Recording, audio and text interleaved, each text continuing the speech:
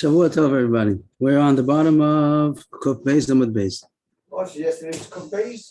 This is our they're a lot ahead of us. No, I know. Okay, Yeah. but We Kuf did, Beis, I heard of it, but what's his name? But this is the end. This is the bottom of it. Kuf Beis I heard from Slowly Boston. All right, so this is the next place. We'll go today's Kuf Gimel. We're doing Kuf Gimel. But we missed because of the twist. Who's Just the. wonderful.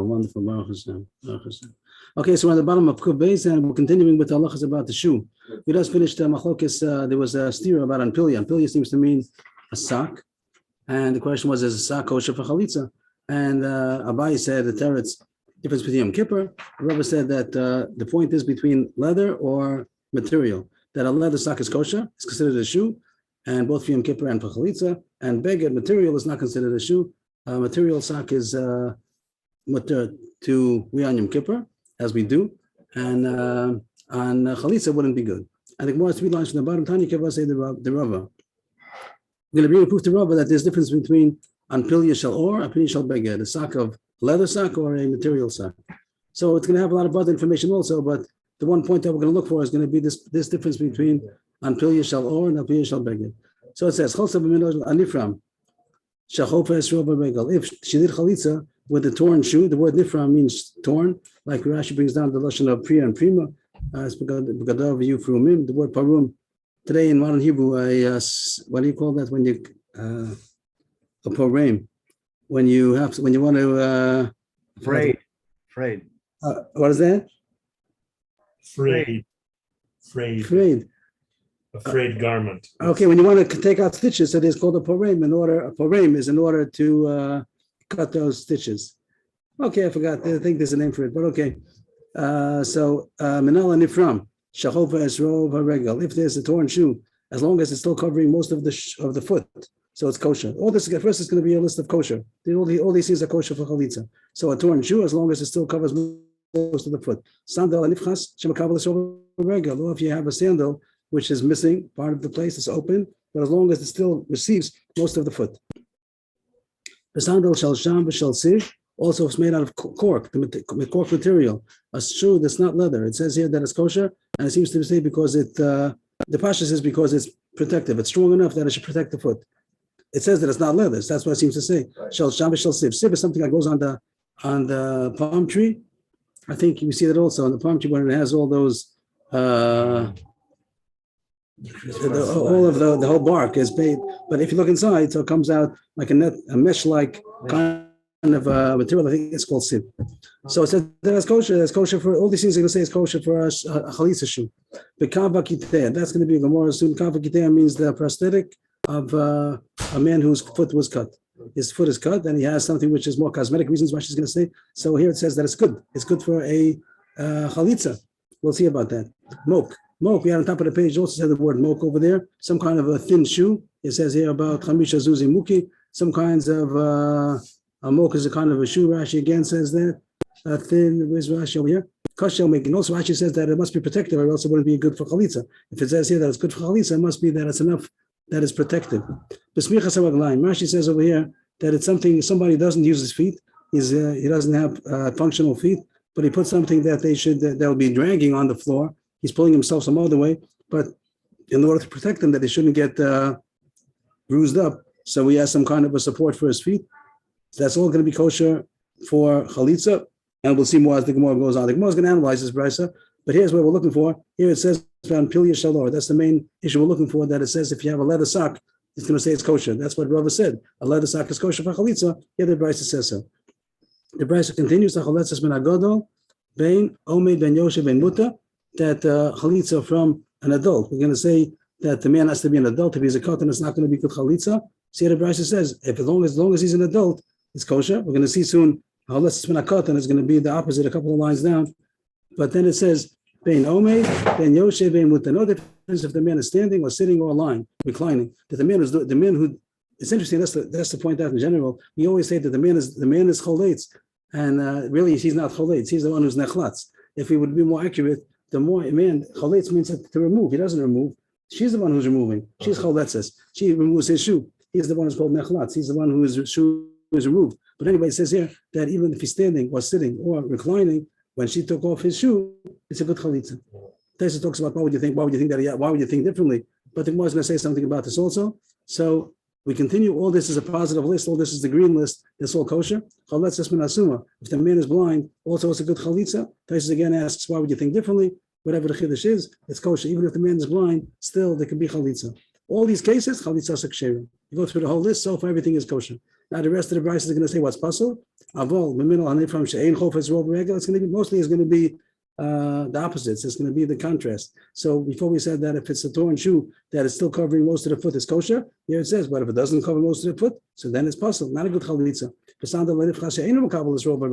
If it's a sandal which is torn in a way that it doesn't receive most of the foot, also it's not a good chalitza. If it's going to be some kind of a support for the hands, when a person doesn't have feet and he's using his hands, he's on the floor, and so he has to have some kind of covering of his hands that he shouldn't get bruised up. But that's not called a shoe, so that's not good for chalitza. On pili shalbega, that's what we're looking for. On pili shalbega, it means a material sock that's not kosher. Not kosher for chalitza. That's really what we're looking for. Tani Kavase, we found it already, that the Brisa of the Brisa said that a leather sock is kosher. Here it says a material sock is not kosher. The Brisa continues to finish off the Brisa. If the man was a katan, he was a minor, so again, chalitza psula. All this is case the apostle. We finished the Brisa, and we successfully got through it, and we found the Brisa Takvova that says the difference between a leather sock and a material sock.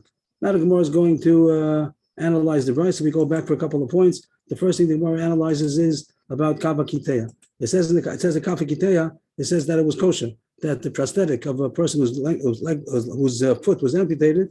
So it says that it's kosher, and the Gemara says that seems to be a machlokes someplace else. Mani Rab Meir, the Tan Hakitei Yosei b'Kav Shalo Div Rab Meir, Rab Yossi Yosef. Over there, it's talking about Hilchos Shabbos. Is a mutter to go out with such a shoe, with shoes? So there, can the prosthetic go out with Can the man go out with his prosthetic? Am I saying correctly? Prosthetic is the fake foot. So there it says machlokes if it's considered a shoe or not. Rab Meir says he may. Rab Yossi says he may not. And the Gemara thinks that if he may not, that means because it's not called a shoe. And the Gemara thinks that chalitza should be the same as Shabbos. If by Shabbos it's a good shoe, by chalitza it's a good shoe. If it's not a good shoe by Shabbos, then it shouldn't be a good shoe by chalitza. Here it says kafei kiteya is good. It must be Rab Meir that says that's good. The Gemara says, so far, the Gemara says that it should be Rab Meir. Let's stop over there. That's the first point the Gemara said, that the Brisa must be Rabbi Meir. The Brisa continues. Now it says in the Brisa, on Pil Yishal Beged. It says on Pil Yishal Beged is not good. So again, the Brisa said kafei kiteya is good, and we said that's only according to Rabbi Meir. Rabbi Yossi would say it's not good. The Brisa says on Pil Yishal Beged is not good, and I think Gemara is asking that should be also dependent on Rabbi Yossi and Rabbi Meir. They should be the same machlokes, and the Gemara doesn't understand because this Brisa says that kafei kiteya is good, and it says on Pil Yishal Beged is not good. Asan the Rabbana. That's the most kasha. I shouldn't have put a period over there. It's more like both these things together is a kasha. Kaveh kiteya is good. Who's that? I'll make it better. Kaveh kiteya mani. 1 second. It's going to be the kasha over here. Let's maybe do like that. Kaveh kiteya mani Rab Meir. And Pil Yishal Beged Asan the Rabbana. That's going to be the kasha. That one place, and the same Brisa says that kaveh kiteya is good, and Pil Yishal Beged is not good. So it seems to be contradicting itself. It's taking two different shitas because kafei kiteya is a machlokes. According to Rabbi Meir that says that is good, he should also hold that on Pil Yishal Beged is good because shoe doesn't have to be dafka leather. The Gemara is going to say two different truths. Amar Rabbi, but the Sefer Rabbanan, Reisha Nami Rabbanan. We have to be consistent. So we'll say since this Brisa holds that it doesn't have to be leather. That it does have to be leather. That on Pil Yishal Beged a material sock is not good for chalitza because it's not leather. So then we're going to say the whole Brisa is Rabbanan, Rav Yossi. So the question is, so how come the Reisha kaveh kiteya is good? Kaveh kiteya shouldn't be good. The Reisha from the Chuppah, we'll have to say that the Reisha is talking about that it's a prosthetic that has leather also, not just a wooden piece of wood stump. It has to be that there's also leather, and that's why it's good. If it wouldn't be, then wood alone wouldn't be kosher. That's one way how to reconcile the Brisa. That this Brisa holds that you do have to have leather, and the case of kaveh kiteya that's good is only going to be with leather. Maybe the Gemara could have asked also from Sham and other things also. According to this Brisa, the Gemara thinks according to Rabbi Yossi, who's going to be the author of this Brisa, it's only not good if it's leather. It's only a good shoe if it's leather. The Gemara says, my puzzle, according to where you learned the Brisa, so the Brisa would continue and it would have held that if you have a kav, you'd have this prosthetic that's not leather covered, then it'll be possible. So why does the price have to be so extreme to say that a sock is not good? Even if it's wood, it's not good if it's not connected with and not covered with leather. It is not good. It could have said a difference even in a kav. Sometimes also a kav is not good. It could have said, when is it good? When is a prosthetic a good shoe? Only if it's leather covered. If it doesn't have leather, just the wood alone is not. Why did it have to say a sock? A sock is really extreme. That's surely that's not good. It should have even said wood, which is strong and it's protective. Rava is going to take the other side to say that the whole brisa, to reconcile the brisa, will say the whole thing is Rav Meir talking, and he holds that kavah kitei is good, even though it's not leather. It's still a good shoe for Shabbos, and it's a good shoe for chalitza, and that's why here kavah kitei, sham, siv, all these other things, they're also a good shoe for chalitza. So the question is, how come a material sock is not? And the answer is, I'm Megan by low Megan. This is protected, this is not protected. It means that even a mayor that says that you don't have to have leather to be considered a shoe, but it has to be something which protects. But if it's material is not protective, you feel everything on the floor, so then it's not a shoe. Just to point out that by Hilchas Yom Kippur and Lamaisa, there are a few sheets over there what's considered a shoe. The popular opinion is, like everybody knows, only if it's leather. But there are opinions that say that if it's wood, like this kakav, also that is also considered a shoe. And some say anything that protects is also considered a shoe. Any Crocs? Right, they would say Crocs also not to wear. And some people, the Makba and Kippur not to wear just socks. As you see, some people is based on this machlokas over here, based on this issue, what's considered a shoe for Yom Kippur. And But a lot of people, I mean, like most people wear protective sneakers or anything as long as it's not leather. That's as long as it's not leather. The Gemara continues. Amar Amemar. New Gemara. Hi man, the chalitz. Maybe let's highlight this for this Allah over here. Hi man, the chalitz tzarech lemitchasei lekavi. The person who's doing chalitza, which means the man whose shoe is being removed, he should press his foot against the floor. It means it shouldn't be that she just slips off his shoe. It should be that she has to take it off. That is, I think that's the pshat. I didn't see. Rashi doesn't say beferish. I think the point is that why does he have to press his foot? That she's the one who's removing it. She should. Before the Gemara said it should be tightly on. Tightly on means it should be tied on well. But now we're saying also that it should be pressed against the floor. So I didn't see beferish. Why? It seems that it's more that she's removing it if she has to work against his pressing against the floor. But I'd like to see more beferish. What? It is harder for her. I guess he's not supposed to press so hard that he doesn't let her do it. So what are the words? The one who does chalitz mitchasei. Mitchasei is to press. And Yes. today, the interesting thing, it's Aramaic, but they use it now today also. Dochas. If you had the word dochas, matchisa, also something that presses things together is to be doches. So I think it's from this word and it's really Aramaic. And the kari is the foot. Yeah, we had that a few times. So that was what Ramember said. The reason why the Gemara brings it down over here, because we're talking about the shoe. How does it come in? Because this Bryce mentioned that it can be reclining. That's what it said on the top line. And he has to be pressing on the. So the more things he's not pressing against. He's reclining just means just open. Yeah. This Bryce said that he could be standing, sitting, or reclining. So he says, okay, that's not a contradiction, like Leib Yaakov started saying. You could be reclining, but it doesn't mean with his legs just oyster straight. He should be pressing his foot against, even if he's in a reclining position.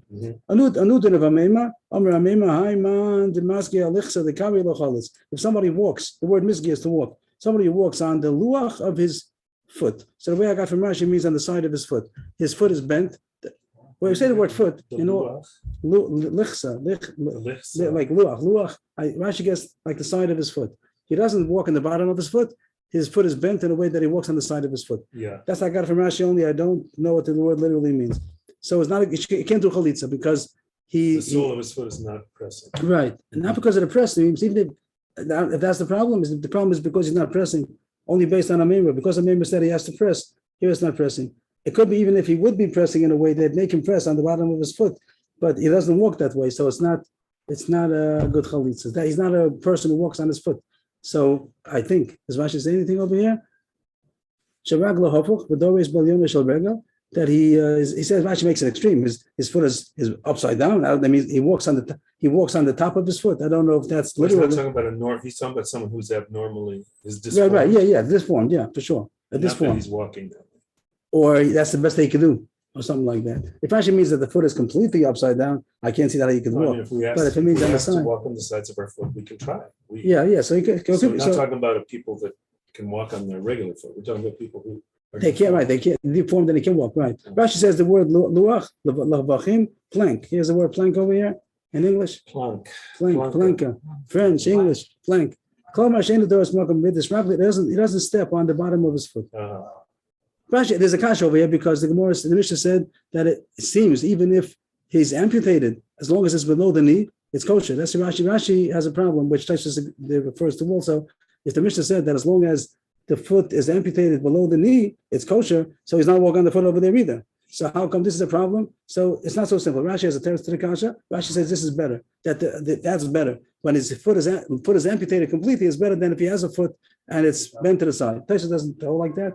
Taisa says that more when it talks about above the knee, below the knee, he has his whole foot. Just that where are you tying it? It means when you have the sandal and the ritzuas, the straps that go all around the foot. So it has to be tied below the knee. It shouldn't be tied like you see the pictures of the old time sandals and the Greeks, the Romans, whatever. So it's tied all around. So over there, the tie has to here. Taisus learns that the tie has to be below the knee, not above the knee. But according to Rashi, even if his foot is amputated below the knee, it's still kosher. That's a problem in the Gemara. So how come the deformed foot is worse than an amputated foot? That's a kasha, maybe a teretz, maybe argument.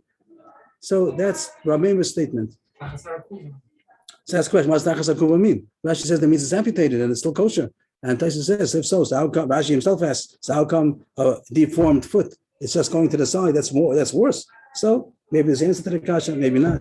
So that was what Rabbeinu said. It says in the Brisa before that smuchas raglayim is good, which we said that a person is not walking on his feet, and it's he puts some kind of protective support for his foot that it gets right along, it shouldn't get bruised. So the more thinks that he's not walking on his foot. Lav the chalizba doesn't mean that he can do chalitza even though he personally is not able to walk on the bottom of his foot. Lav the chalizba you isn't it that he's doing chalitza even though he can't walk on his foot? The more says low the yav leila acher v'chalitz.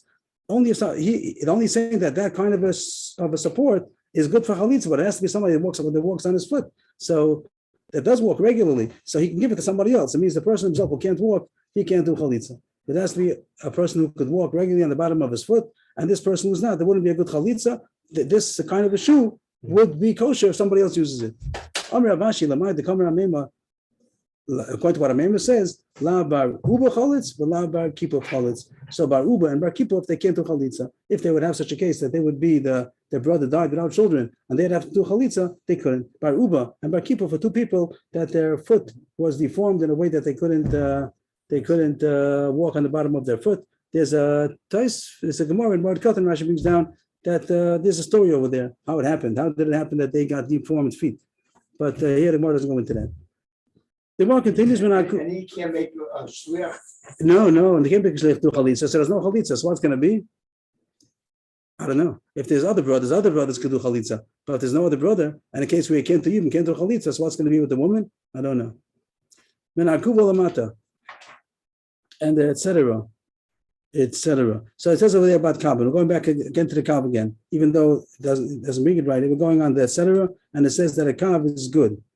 A kav, it says, is kosher for chalitza, that prosthetic. For aminu, regalim, it says shalosh regalim. We're going to compare the halachas about all the regel, and over there it says also all the regel, we dash that regel. He has to have a foot in order to be able to be chayv in all the regel. And over there it says pratla bali kabin, a person who has a prosthetic is not chayv in all the regel because it says regalim or shalosh regalim. Of course, it's a drash. The shalosh regalim means 3 times a year, but the word regel is dash and has foot. He has to have a foot, and here it says he's potter. So that's a kasha because over here it says that as long as I guess I'm going to look at Rashi now. That I said kabin. I'm not sure if I got why my introduction might have been wrong. Yeah, okay. I'll just say maybe I take back what I just said. That the Mishnah it says even if his foot is amputated below the knee, it's kosher. And the kasha is that it says by Ola Regel, he'd be potter, even though he has the calf. That if he has a prosthetic, it's not called Ola Regel. It's not called a regel. Is the calf, is that called the foot or not? The word regel, what does the word regel mean? So the most taking regel to mean the bottom, the horizontal part. Is that in English? That's what the foot is, right? The foot, the bottom part, the horizontal part is called foot. And the more is asking over there it says that if he doesn't have a foot, even though he has the calf, but it's not called Ola Regel. And here it says that it is a good chalitza, even if he does has the calf, the shin. He doesn't have the foot. So the Gemara says, "Shani yachad chsiv me al raglo." It says, Gemara saying Drash. We had this before, that it says v'cholsana alo me al raglo. So the pashut is you should take the shoe off of his foot. But the Gemara saying Drash, al raglo means that which is above his foot, which means that the word regel only means the foot, the horizontal part of the foot. But it says al raglo, that which is on higher up. It's a drash, not pashut. But that here it says that even the part which is above, which is called the shok. Just to say a side point, there's a big tumult about shok b'isha erva. It says in the Gemara that a shok is erva. What is a shok? This whole Gemara is pashut. Shok means below the knee, between the ankle and the knee is called the shok. And whatever people they say pshatim to say that our Gemara means the thigh, it doesn't work. Forget about it. The Gemara here does not mean the thigh. The word shok in Hebrew means calf, the shin, below the knee, and the word shok is above the knee. And shok b'isha erva doesn't mean that the thigh is erva. We don't need a Gemara to tell us that. We know that the thigh of a woman is erva. The chiddush is that even below the knee, till the ankle, is also called erva, and it should be covered. And how come people don't nowadays? That's the kasha. But the word shok means from the knee until the ankle. If anybody wants to talk about it, there's a lot to talk about. We can talk about it. But the whole Gemara here, the shok is below the knee until the ankle. What's above? Above is called the yorech. The yorech is the thigh, and the shok is the calf, shin, whatever the word is. So here the Gemara asks kasha that has to be covered by till the ankle, till the ankle. Till the ankle. Till the ankle. So why all the good Jewish women don't do it? That's one kasha. And maybe the answer should be they should have at least. Ankle till here? Yeah. Why are the dresses so short? Because the guy made short dresses. They used to have long dresses, and then at a certain generation they started making dresses shorter. And Nobody holds just till after the knee. It's called shok b'isha erva. Shok b'isha erva. So what do you do? So you could say that maybe if you have thick socks or thick stockings, so that's maybe considered covered. Maybe, but it has to be. But if it's not covered, it's called shok b'isha erva. So for sure that should be an halacha. Someone wants to say that the things changed and nowadays shok b'isha is not erva. Maybe wants to say that, but to say that the Gemara says shok and it means the thigh, that's not true. I think I can say it very comfortably. It's surely not true that the shok is not a thigh. Anyway, the Gemara continues that how come over here we're saying that above the ankle is a foot? The Gemara answers the foot only means the bottom, under the ankle. The Gemara answers it says al raglo. It says above the foot. That's a drash. That v'chaltzana alo me'al raglo, take off the shoe from above the foot. That coming to say that even above the foot is also good, even above the ankle is still considered good by chalitza. So maybe even the thigh is also good, maybe above the knee. No, me'al v'lo me'al de me'al, above the foot, but not above. That's already too high. That's not that. So if the only place, if it's amputated above the knee, so then it's not called the foot. It's not called me'al raglo anymore. Amar Papa Shramina, highest tavira ad ara nachis. The East of I don't know exact translation, ankle maybe, but the Gemara is not talking about. The Gemara wants to know that the bone inside, if you look at the anatomy of a person, does the bone of the ankle go down till the heel? Is it considered the same bone as the bottom of the foot? Means the Gemara is going to say, if there's something in between the heel, the bottom, and the shin bone, so then the shin bone would be too high. But the Gemara says here, me'al is good, the me'al is no good. It says regel. Regel means the bottom, the horizontal. And now it says that above that is still kosher also because it says me'al raglo. But two above is not good. So the Gemara is asking, why are you saying that the whole shok is good and the yorich is not good, that the shin is good, the calf, but the thigh is not good? That's called me'al de me'al. If between the foot and the shin bone is something else, so then that bone is going to be the one that's already me'al raglo, and the shok is going to be me'al de me'al. We're saying that the foot is the foot, and then the shok is me'al raglo, and the thigh is me'al de me'al. And then we're asking if there's a bone in between, so then that's going to be the me'al, the ankle is going to be me'al, and then the shin is going to be me'al de me'al. So the shok wouldn't be good again. It must be that ankle bone goes to the bottom. So as if the ankle and the heel is connected. It's all one. Is that this blue part? Is that what we're talking about? The part that's in blue? I guess so. Talus bone. There's the calcaneus bone, which is the heel, and then there's the tibia, I don't know. Tibia, and that's what we call the shin bone. And there's something in between. And the Gemara wants to know, is that part of the bottom bone or the top bone? So the Gemara is asking, is it So Gemara says if it would be something on top, so why is that not considered a separation? And only that bone is going to be the one may al raglo, and the shin is going to be too much. Not only the thigh is too much, maybe even the shin is too much. So that's what Papa said. The if there's something in between, that's going to be the bone, the ankle bone. I forgot what it's called in on this. But that's going to be the me'al. What's the one in question? What's the blue covered one? What's the blue Talus bone. talus bone? It's the talus bone. Talus.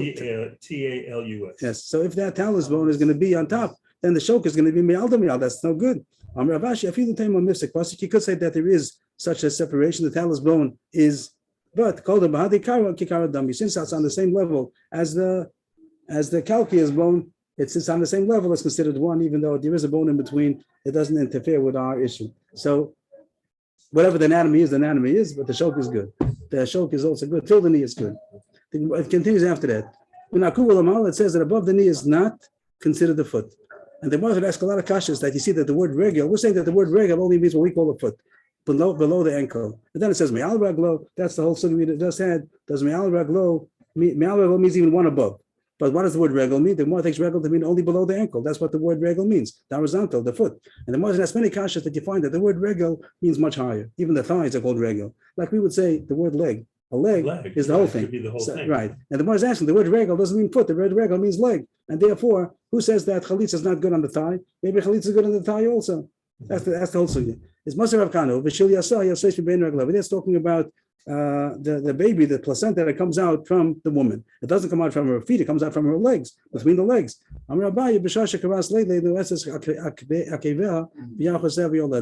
really, the foot means only the foot, doesn't mean the thigh.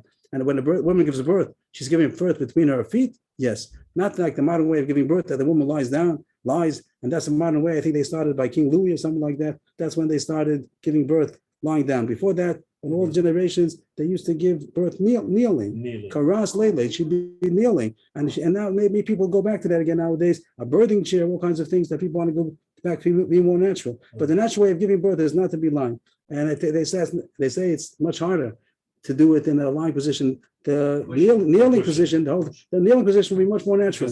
Makes sense because the gravity and the whole position. So that would be much better. But they don't do it. It's not considered whatever the reason they do. But anyway, the Gemara is saying that yes, it is the feet because since she's kneeling, so her feet, her heels are touching her thighs. She bends her knees.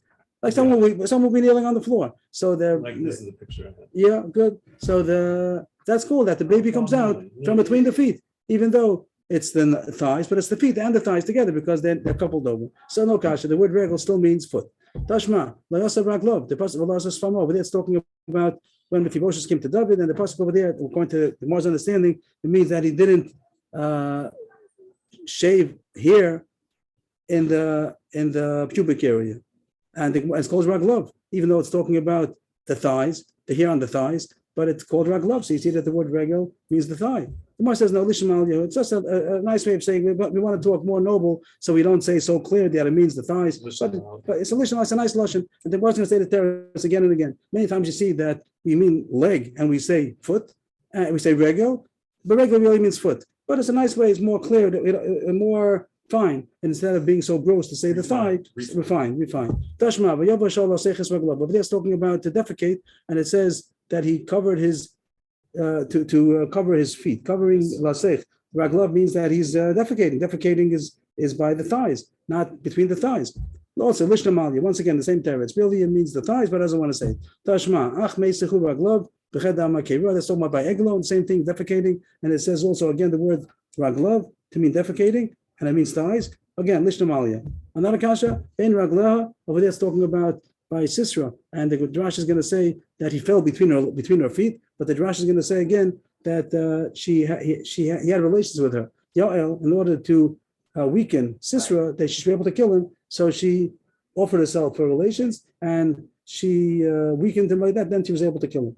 But over there, we're saying Ragla means that you had relations. So again, it means the thighs. It doesn't mean the feet. Again, Lishnamalia. All these times, Second Mar says teretz again and again and again. Regel literally means the foot. But sometimes they calls it even the thighs because it wants to speak refined. The Gemara throws in the drash over here. Once we just mentioned about Sisra and Yael had relations with him.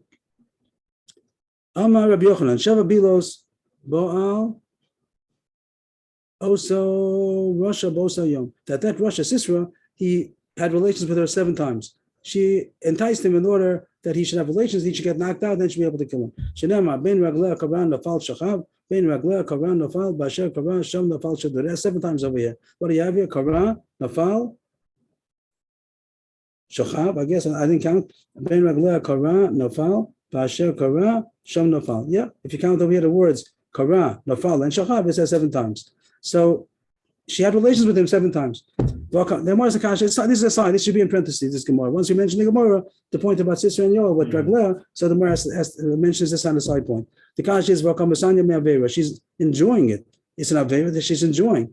So it wasn't avera because she was doing a mitzvah in order to save Am Yisrael. But Taisa says that why does the pasuk praise her? There's a drash that praises her for what she did. But if she benefited from it, so she had some side benefit, so why is she so praiseworthy? If a person is most nefesh to save Am Yisrael, so we understand that they deserve praise. But if she had enjoyment on the way, so she's so praiseworthy, even if she did the right thing. But is it even like Taisa speaks down? The Gemara says she's even more praiseworthy than the Imos. The Imos, even though they had relations with their husbands, big tzaddik, big tzadkanios, and everything was the same shemayim, but they had enjoyment, and she is considered even more praiseworthy. How does the Taisa brings down the Gemara? That says, does it bring down? I forgot lashon that it says. But it said, Minashim ba'oel tivaruch, that Yael Leishas Chevra Akeni is more praiseworthy than the Imahos, the Drash says. So if she's benefiting, if she's enjoying it, why is she so praiseworthy? The more answer, she didn't enjoy it. Even when the Rishon, something is considered like a good thing, the Tzaddikim don't want it. So it's disgusting to them. So even though it might have been Maisabiyah, but it was disgusting. She didn't enjoy it.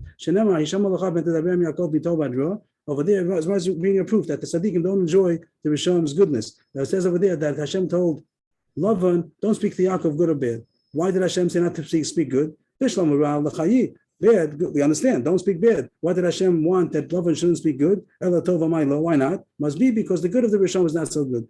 And over here also, by Sisera, Yoel, that she didn't enjoy whatever she got from him. The Gemara asks, why is that? The reason why the good of the Rush is not good because he would mention the name of Avodah Zarah. But there Rashi brings down that even when he said, Rashi brings the whole time he uses the word of his God. And even if he's going to say something good, he might say it in the name of his God. So that's why we say that by Yaakov, he didn't enjoy the bracha of Lavan either. He didn't want his brachas either. But over here, what's the thing that she didn't want? What is the beard that Sisera was giving to Yoel if they had relations? The answer is the kashadi bazuama. There's a filth that when he gives seed into her, that's considered zuama. That's considered a filth. That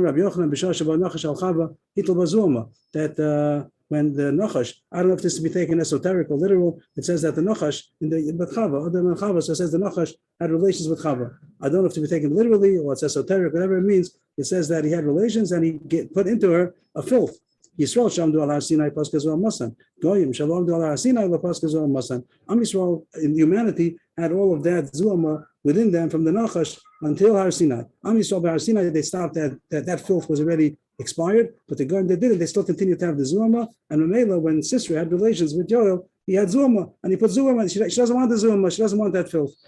That came as a side point. All that was a parenthesis because we mentioned the word regel. We were trying to figure out if the word regel means a foot or a thigh, and the Gemara still states that the word regel means a foot, and wherever you find that it means a thigh, it's only Mishnah Ma'alia or other reasons why it might say it over there, like by birthing over there. It is the foot. It says in the Mishnah, it's kosher that if the woman takes off a shoe from the man, the brother-in-law, that's not his shoe, it's still kosher chalisa. It doesn't have to be his. It says in the pasuk that she should remove his foot from his shoe from his foot.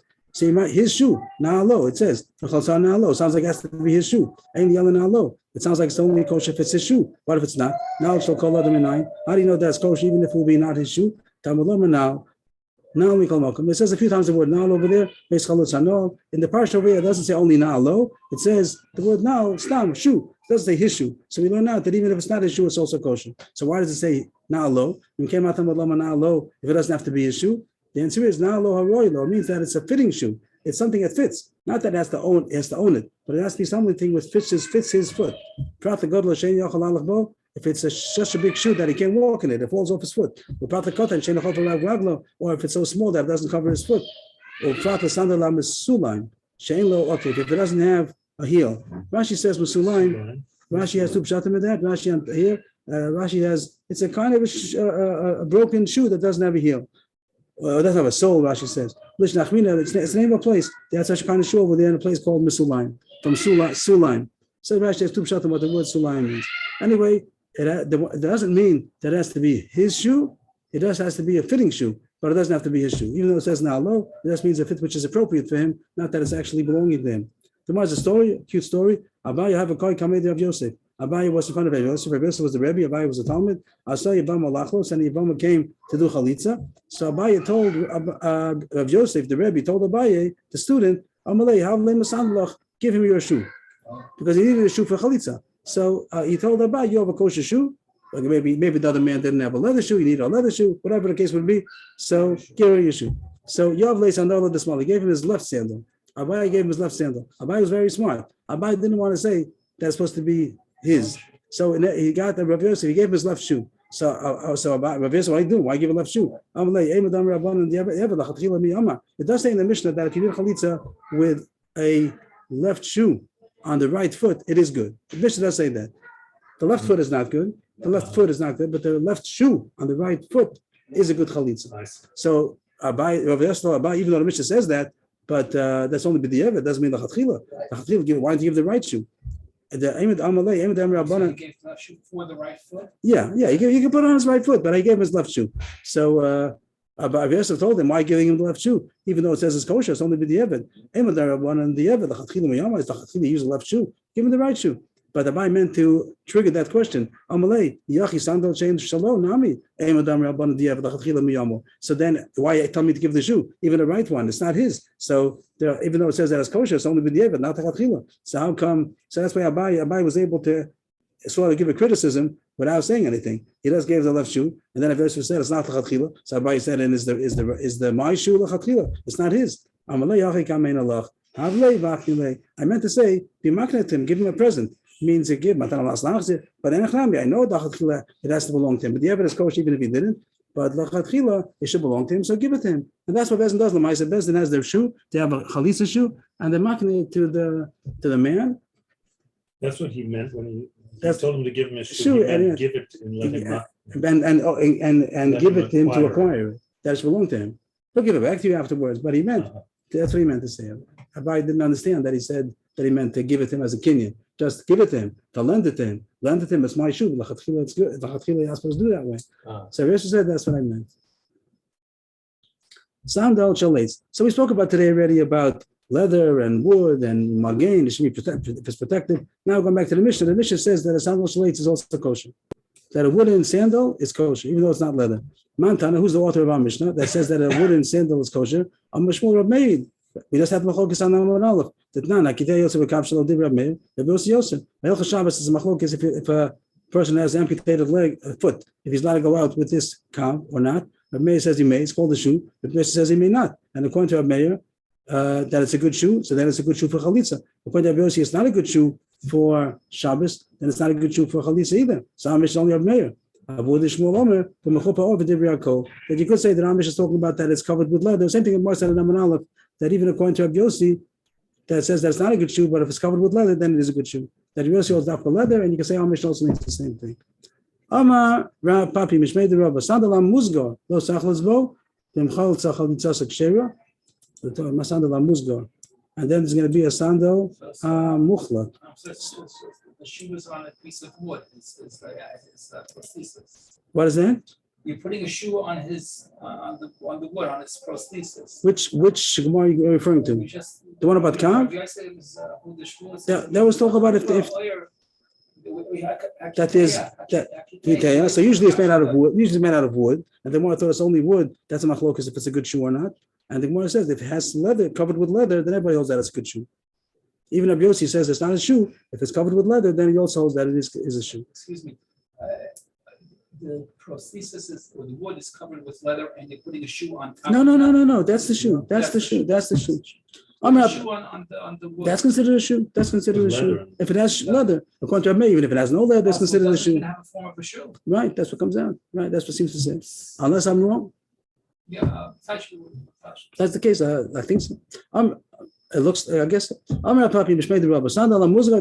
Here's a sandal Muzga, sandal Muchlat. So this says about Tumah, Tzaras. We know in Parshas Tazria it talks about that somebody has a Tzaras. So there's a time of quarantine, call it, and then afterwards when it's decided that he's definitely a Masorah, that's called Muchlat. And here we're talking about the shoe, like just like a garment could become, there's a person on the skin, also a garment, also a house. So the garment could get a nega also. Here about the shoe got a nega. Is there any problem that the sandal has a nega, tzaras? Is that a reason why it shouldn't be a good shoe for chalitza? So the more is going to say the problem might be that if it has to be destroyed, like it says you should burn it, so then it's not considered that as a shear. It's not considered, if it's only to be burned, so it's like considered burnt already. That's going to be the subject.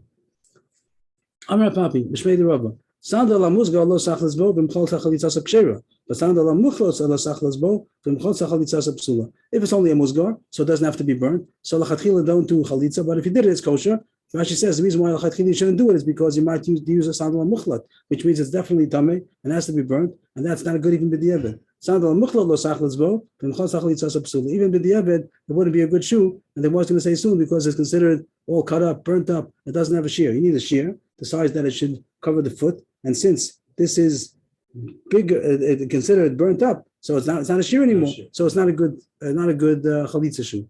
That was Rav Papi, and Rav Papa Mishmei the Rabba, also the name of Rabba, but not Rav Papi, but Rav Papa, a different version. He says that even b'diavad, both of them are good. That even the muchlar is also kosher, even b'diavad. B'diavad, both of them are kosher. Even the muchlar is also kosher b'diavad. Meisvei, kasha from a brisa. Do you say that it's considered burnt up? It says, Ba'is hamuzga mitamim mitocho, and muchlat mitocho miachoro. V'zeh mitamim b'biyah.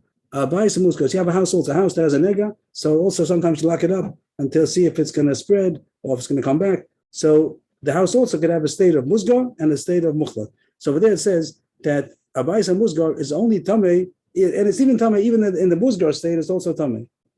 It doesn't only, not only a suffix tamei, it's tamei. And it says that Ba'is hamuzgar, only the inside of the wall is tamei. But the outside of the wall, the outside of the house is not tamei. You touched the outside of the wall, you didn't do any tamei. But if you touch the inside of the wall, then it's tamei. A muzgar is only in the inside, and a muchlar is inside and outside. Both of them, if you come into the house, it means the person came into the house. The first case could be, let's say, he would stick his hand through the window and he touched the inside, so he didn't come in, but his hand touched the inside of the wall. That's tamei. But if he didn't touch, just stuck his hand, then he's not tamei because he didn't come in. But if he came into the house, then it's also tamei even by a muzgar. But as far as the wall being tamei, just touching the inside of the wall does not make him tamei by a muzgar. My muzgar does, but touching the outside of the wall does not. But a muchlat, even outside, the whole thing is tamei. You touch the outside wall. So there's the kasha on the muzgar, right? There's a kasha on the muzgar because he'd be tamei. I'm not following. Do we have the kasha yet? I don't think so. That's the end of the brisa. And now the bisakatai the michtas dami vabinan vaboala bayis faleka. The more is asking if he said that when it has to be burnt, which I think is the muchlat. The bayis muchlat that it says that if you come into the house, it's for tamei b'biyah. The coming into the house makes you tamei. Why should it be coming tamei the house? If you say the house is only to be burnt, to be destroyed, so it's not here. So the same way you say when the shoe is only to be burnt, so it's not here. It's like it's not a shoe. So then the house shouldn't be considered a house. It's not a house. It's only to be burnt. The muchlat one, the one which is so Itzhak, if you say that it's considered michtas, the word michtas means like cut up. That's considered chopped up into small pieces like ashes. So vabina vabala bayis v'leka. The only time if you come into the house, it's not a house. The same way you say the shoe is not a shoe, so the house is not a house. The more answer is shani yasam damakro v'nosat sesabayis afilu b'shas nesitza kari bayis. There's not a pasuk over there that says that it's called a house even after you take it apart. The pasuk says and you should demolish the house. So it's called a house even after it's demolished. It means even when it's being demolished, not after it's demolished, but when it's being demolished, it's a muchlat which has to be demolished. It's still called a house. So the pasuk calls it a house. But Enochnami was still saying our original point that it could be that a muchlat is not considered here anymore. It's considered all burnt up. But that's the kasha is only on muchlet, not on Right. The kasha was from Mukhlat, right. musker is contention. It's not going to be not supposed to be burnt yet, right? Toshma, another kasha. Matlis, sheyesh bo shalosh. You were talking about a beged. Before we talk about a house, now we're talking about a beged. Matlis is a rag, a piece of material that has 3 by 3 as bows. That's the size. Afal pisha ain't bo kazayis, but it doesn't have the volume of an olive. It means it's very thin material, it's very, very thin. And if you would make a ball out of it, it wouldn't be the size of an olive. But it is, when you spread it out, it's 3 by 3 as bows, 3 by 3 finger breadths. So that's the share of a beged. Labayis tohor, kama, timatohu. Here we're talking about that, not that the house has a nega, the beged has a nega. And the loch is when a beged has a nega, goes into a house, it makes the house tameh. A person who has a nega, a beged has a nega, or even a stone that has a stone of a tameh house that was put into a house. So it makes the whole house tameh. Even though it's not a shear, what enters is not a shear, only ruba. Right. Since it's a piece of material and the whole beged is 3 by 3, which is makabel tameh, and it's a beged which has a nega, even though it's not a ksayis, that's not the point. But once robe of it came into the house, to a Torah house, timato, it made the house tameh. Everything in the house is tameh. What's the more want with that? The more thinks that this matlas, that this beged is a beged mukhlat. My love mukhletas. Isn't it even talking about the beged which is already a mukhlat? And you don't say that it's considered burnt up, there's no shear. Means the Gemara's point is you still look at it as a beged that's 3 by 3, and if robe of it comes in, so robe came in, and you say that it's considered one unit. Why is it considered one unit? If you say that it's all considered shredded and burnt, so the fact that some of it is inside, some of it is outside, you don't say the whole thing. You don't look at it as one unit anymore. According to your asfara, that you say that's considered all burnt up and cut up. The Gemara says no, it doesn't say that. No, musgeris is talking about that the beged is only musgar. If it would have been mukhlat, then enechnami it wouldn't be tameh, but it's bringing in robe of it. The Gemara says yachi and besefa. He's saying it's talking about a musgar. It says in the end of the brisa, or I don't know, it's a mishnah or brisa. It says how you bought kamazation if it was a very thick, means that a thick material, and it contained the size of many olives. The Gemara is going to say that even though it's a beged, it's not a mace, it's a beged, but it's going to be a drasha to learn out from tumas mace. Just like a tumas mace, even an olive size is enough to make tumas mace. So too about a beged, once an olive size goes into the house, it's also going to make the house tameh.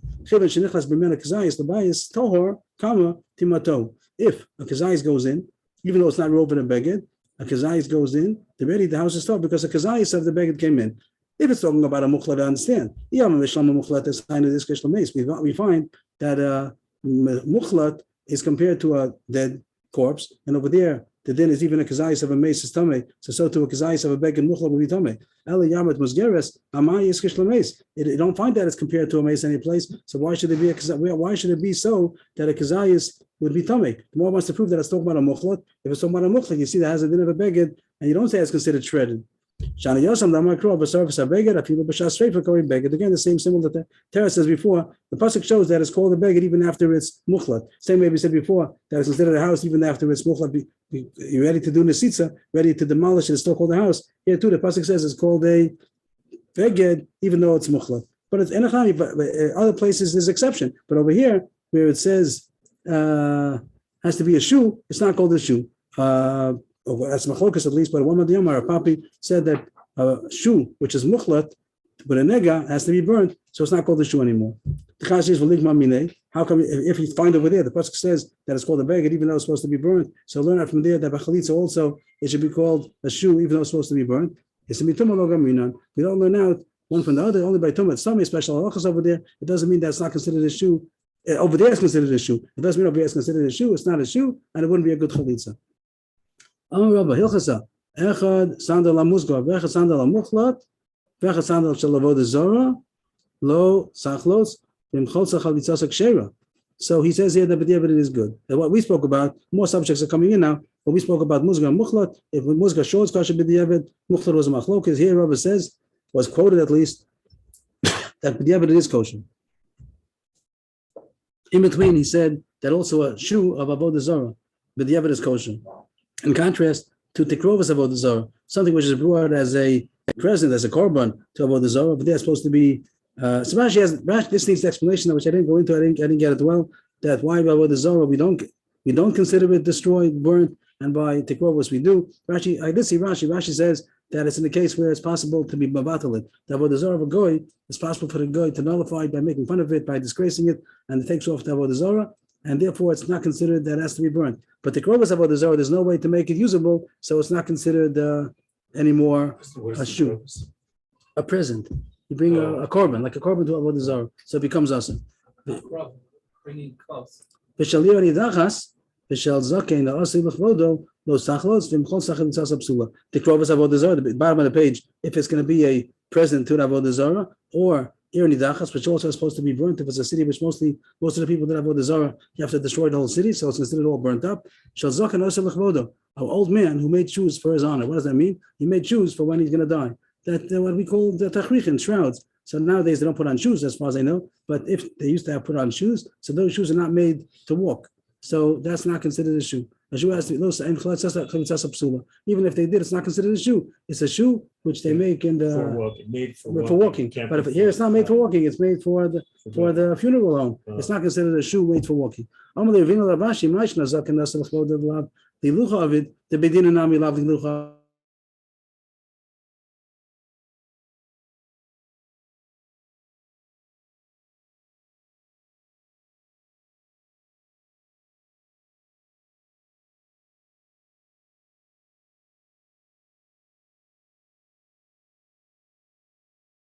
That says that what's the kalim, what's the tools of a bezdin? They have to have a stick, they have to give malchus mardis, they have a whip, they have to have a shofar to give chayrim, they have to have a chalitza shoe. That's what it says in the Gemara Sanhedrin. So the question is, the chalitza shoe of bezdin is also not made to walk. It's only made for chalitza, so it's also not a good shoe. How come this one is not a shoe because it's not made to walk? The beidina nami lovely duchavit. The one of the bezdin is also not made to walk. Amalei, if the shliach bezin wants to use it a little bit to walk with it, is the bezin makbid? They used to walk it also. They use it also to walk once in a while, even though it's really made for chalitza. But someone uses it sometimes, so that's okay. I think nowadays this term doesn't apply because if you're going to see the chalitza shoe, nobody's going to wear it. Like it's not a shoe that anybody would wear nowadays. So I don't know. But he has to put it on, doesn't he? Who has to put it on? The person who's doing chalitza. Yeah, this case also the one who's going to use the one from the funeral home. Also, he's going to put it on. But the Gemara says it's not a shoe made for It's not a walking. shoe made for So it's not a good chalitza shoe. So the one for Bezin also, the Bezin gives it to him, the market to him, here's the shoe, and he puts it on and do chalitza, but it's not made for walking, it's made for chalitza. It's not made for walking. So the Gemara says sometimes they do walk with it a little bit, but I don't think nowadays they do. So, and if they do, they're only doing it the same mitzvah that it should be a good chalitza shoe. So I don't know the Maisa why it's a kosher chalitza now. The chalitza shoe is very strange. It's not a shoe anybody would wear nowadays. It's an old time, from the Romans maybe, that, but nowadays no one wears such a shoe. So why is it considered? The Pashas in the pasuk can say a shoe, take off a shoe, whatever. Yes, leather, you have to have a leather shoe, but nowadays they use a very particular shoe, and you see even those times the Bezdin had a chalitza shoe, and the Gemara says that's kosher because sometimes the people in the Bezdin they do use it. Yashakol everybody, thank you. Thank you. Shavua tov. Just to let you know, I met my grandma and I asked him,